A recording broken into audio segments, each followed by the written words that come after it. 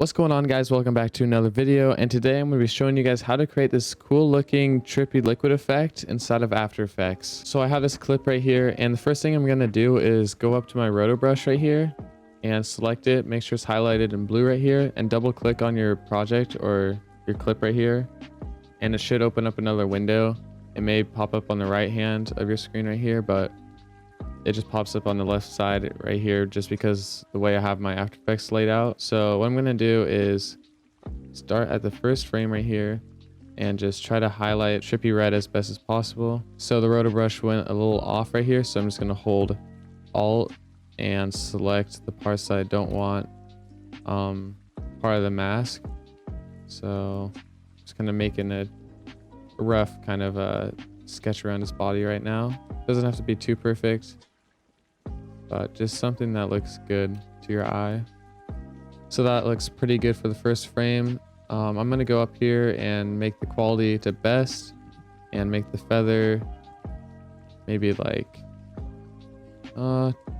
26. You can see it's changing over here. I zoom in. Yeah, I'll do like 20, 26. That looks pretty nice. So I'm just going to go ahead and go a few frames forward. That's looking good. It's not really messing up until like this point. It kind of goes off his hand right here. So I'm just going to correct it a little bit like that. All right, so I just finished up the Roto Brush. So if I play this back, you can see that he is fully masked out now, and it's just on the black background right here. So what I'm going to do is freeze this layer right here, and it's going to be freezing all 94 of the frames, just so when I'm working on the project, it's not going to keep like trying to Roto Brush and like just do its thing. So by freezing it, it's just going to freeze the Roto Brush from trying to correct itself later on in the project. So now that's done, we can just close out of this window right there. And if we play this back, you can see we just have the layer with the Roto Brush on it now. I'm just going to copy this layer once like that, and on the top layer, or on the bottom layer actually, you want to delete the Roto Brush, and now you have the background back there.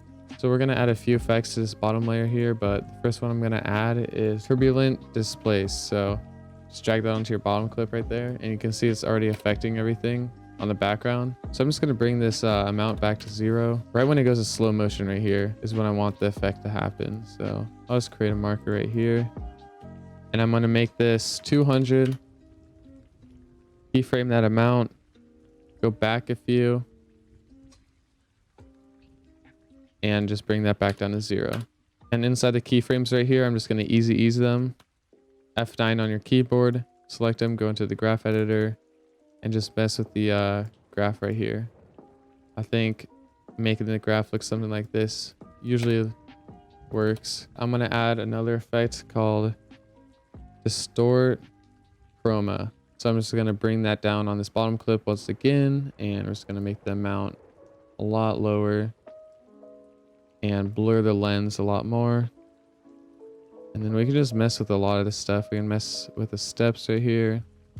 We can make the amount more if we want, or less. All up to you.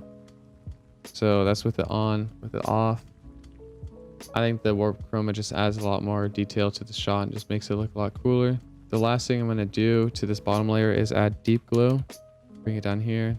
And these are all plugins, by the way, so if you don't have these, you probably won't be able to do this effect. You'll probably have to do it a different way, but this way just works the best in my opinion. So I'm just going to go down to the radius, kind of mess with this. I'll leave it at 250.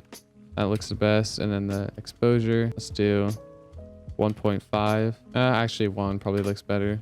I don't want it to be too bright. And we can mess with the tint if we want. I'm not gonna really mess with the tint in this because it looks kind of weird having this a different color.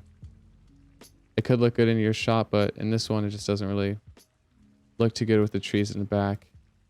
So I'm just gonna leave the tint off in this case. Now what I'm gonna do is add a new adjustment layer on top of all these clips right here, and I'm just going to bring in brightness and contrast right here. And on this first keyframe right here where the amount was at 0, I'm going to keyframe the brightness at 0, go to where it hits right there, bring it all the way back up to 150, and then just bring it down to 0. I don't know, maybe like 20 frames after this 150 right here. And we're just going to easy ease them again. F9, go into the graph editor, mess with the graph here.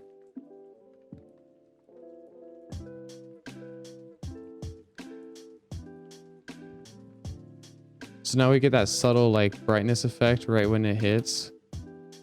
So that's already looking a lot better, but we have one last thing that I'm going to add to this clip, but I'm just going to make everything a new composition. So just pre-compose it, and I'm just going to add the shake, just because adding the shake on the pre-composition is a lot better than adding it to this adjustment layer. Because if I add the shake to this, you can see that it creates these weird like black edges even though I have reflect on.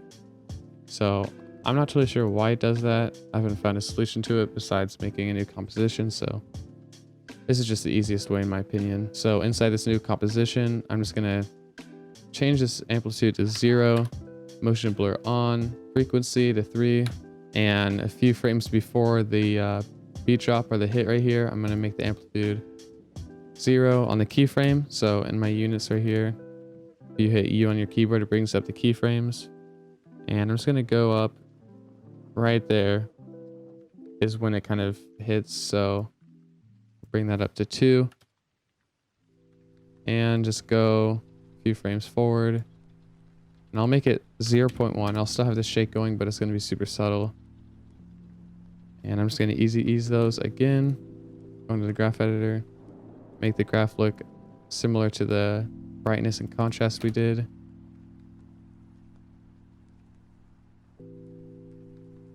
Alright, so when I exit the graph editor, I can play it back. And you can see the shake is looking a lot better with it on, because when it's off, it doesn't look too smooth. So the shake just kind of brings everything together. But as you can see, there's still like the effect going on, even though it's not even hitting. So like before the hit, you can still see the effect right here. So we're just going to fix that by going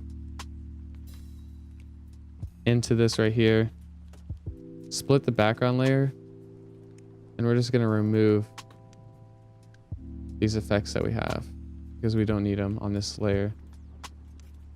All right, so once you separated those two bottom clips right there, you can just go back to your composition, and when you play it back, you can see that it's off, and then it hits on the beat drop right here, and it turns back on. So that's a pretty simple and easy tutorial on how to do this cool liquid effect in your music videos or whatever footage you want to use it in. I hope you guys enjoyed this video, and make sure to subscribe, leave a comment down below, and like the video, and I'll catch you guys in the next one. Peace out.